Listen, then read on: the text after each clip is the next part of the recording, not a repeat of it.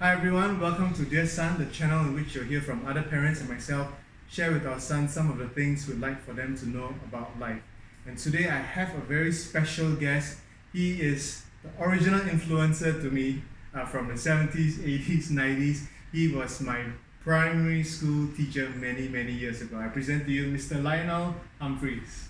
Hello everybody, I'm Mr. Humphreys, as Gary said, and I was his teacher in 1982 and 1983 at Opera State Boys School. Yeah, how long were you teaching?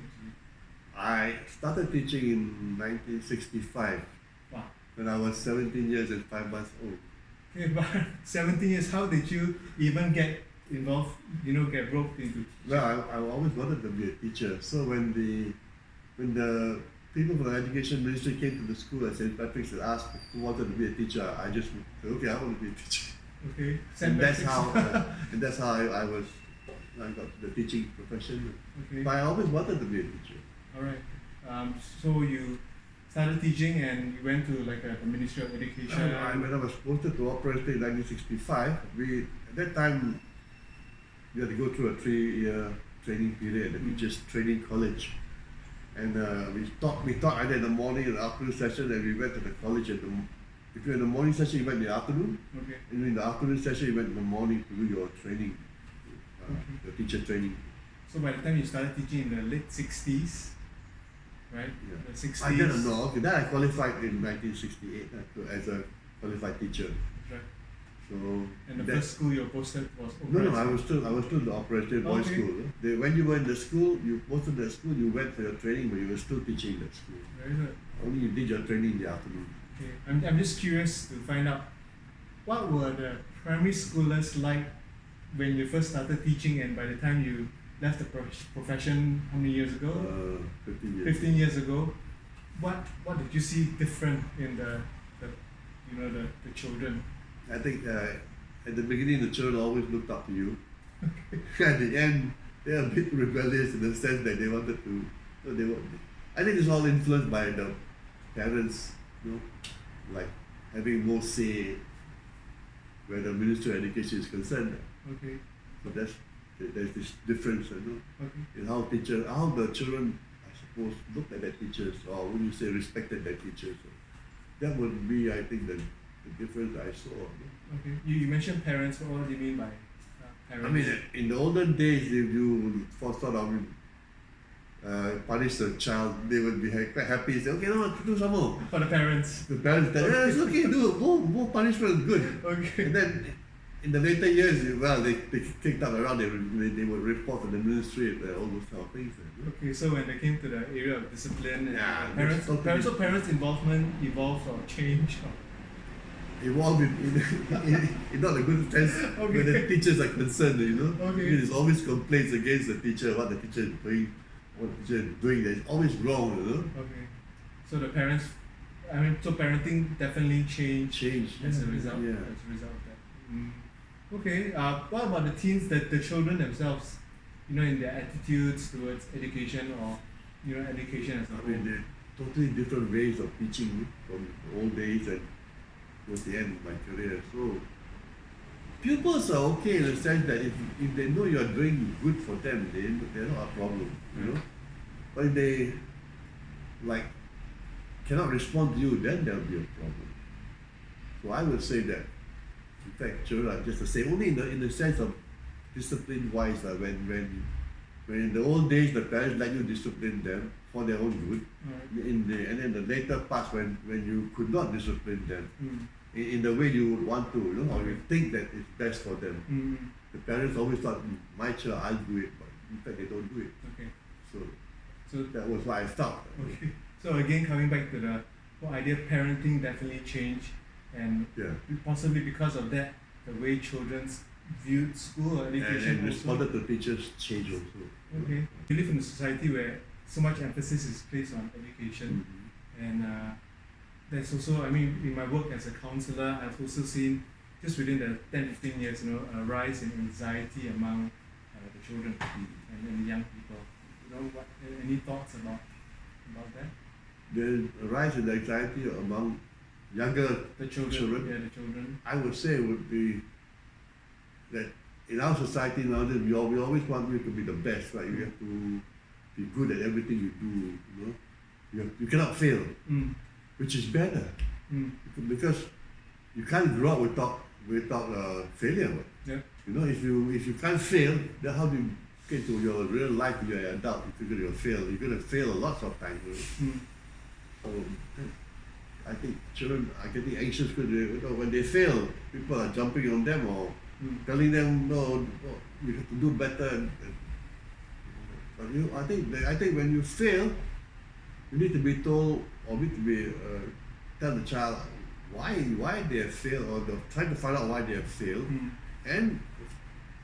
but failure is not per se that you fail, you are finished. Failure is the next step to success. That's what should be put across to the children. You fail. You won't learn if you don't fail. Okay. You learn from failure, and you learn to succeed from failure.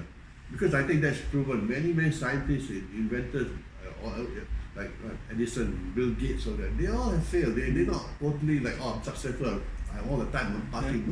No, they failed thousands of times, and then that success comes.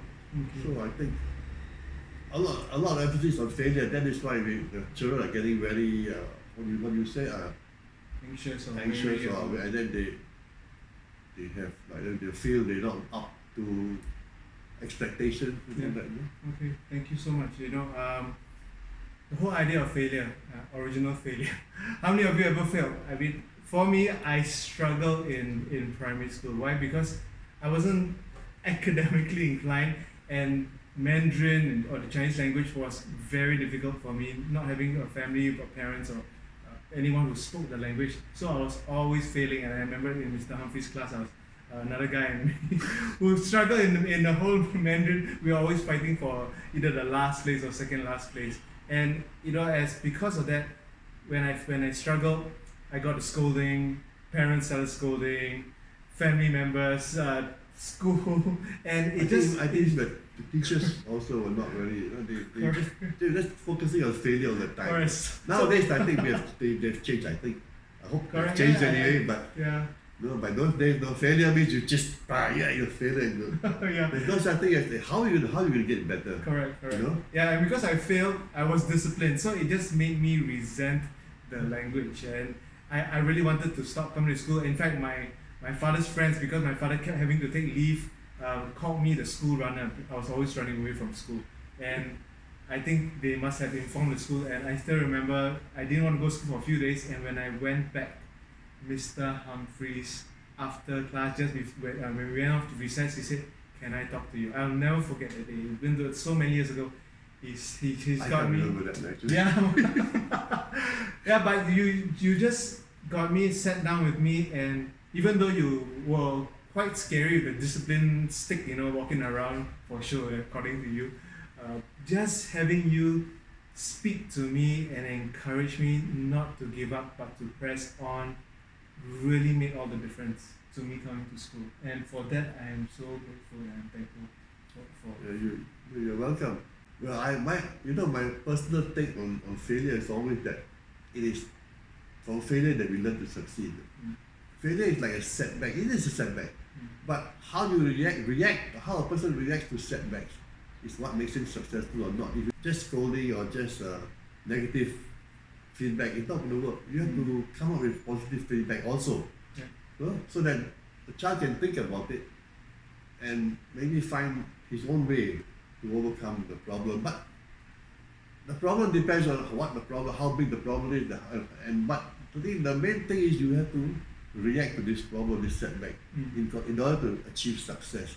So maybe the parents need to support them more, support your child in whatever he's failing at more, encourage him to do better, put in the effort, and then from there you progress. Which I think that's the way it should be to success. Failure, you overcome failure, you succeed. Of course, the time span is what differs the time span of doing that. I mean, I myself a failure as a teacher sometimes, but you learn, this is not the right way, you're going to think another way. When I went from teaching boys to teaching mixed schools, I had to change a lot of ways, a lot of things. When we went from one one teaching decade to another, all the changes have to be made. If you didn't change, you would just be doing something that the children not going to learn anything. So you have to change, and you learn to change and become better. Okay, very good. I think that's key because it's about being adaptable with the different times, different seasons of life. Whether you're an educator, whether you're a parent, whether you're a child, it's about change and learning to be adaptable. I think earlier we talked about even with failure, we can't just say I'm a failure and just leave it as that. We need to do something about it, learning from our failures. Yeah, and would you like to just share a little bit more on that? As I said just now, you have to fail in order to succeed. So parents need to realize that, need to support your children in whatever fields they are failing at, and try to get them over that hump. You know, because if the children feel that you are on their side, that they will do better. But if you're just scolding them and pressing them, they're not going to do better. That's what I feel. That's right. They need encouragement.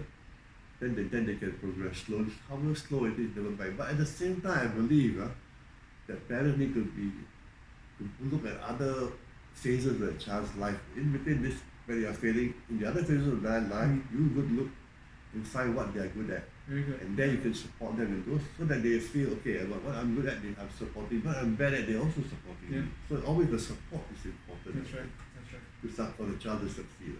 Thank you so much. Again, parents, if you are listening, please support your child. It's not just about academics. It's not. There's more to life, you know. Find aptitudes. What are they good at? Help them there also. Right. Because that might be the way to success for them. Yeah, that's right. Not everybody's like, well, Einstein. Einstein was considered stupid also. He was considered a hopeless guy until and then suddenly he became a genius. So, okay. So you find their strengths and help them there also. Maybe that's where they will excel in life. Thank you. I think part of parenting, for us parents, is letting our children know that even though they fail, we are there with them. But to encourage them, to learn from their setbacks to keep moving forward. Just recently, my son was feeling really anxious about one of the languages that he was taking, and to the point where it was a little crippling for him. Until the point, and I thought being quite a relaxed parent, saying, what's happening? And I realized he was so afraid of failure. He did not want to fail. And until I said this to him, it's okay to fail. You just give it a shot. You fail, it's fine. I'm not going to harm you. You're not going to fail for life just because you fail. And he looked at me after a while and said, you mean you're okay with me failing? I said, yeah, as long as you learn from your failures. I think that's the most important thing. You learn from it and you keep growing and you keep moving on in life. And that's where we really learn.